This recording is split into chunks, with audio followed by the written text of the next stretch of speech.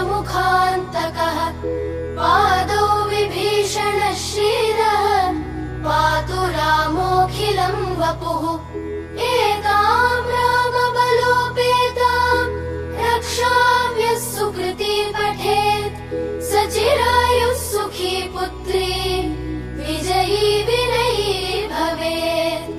पातालभूतलव्योमचारिणश्छद्मचारिणः न द्रष्टुमपि शक्तास्ते रक्षितं रामनामभिः रामेति रामभद्रेति रामचन्द्रेति वा स्मरन् नरो न लिप्यते पापैः भुक्तिं मुक्तिं च विन्दति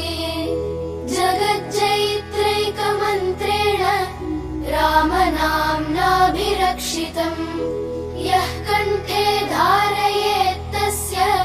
करस्थाः सर्वसिद्धयः वज्रपञ्जरनामेदं यो रामकवचं स्मरेत् अव्याहताज्ञः सर्वत्र लभते जयमङ्गलम् आदिष्टवान् यथा स्वप्ने राम रक्षामि मां हरः।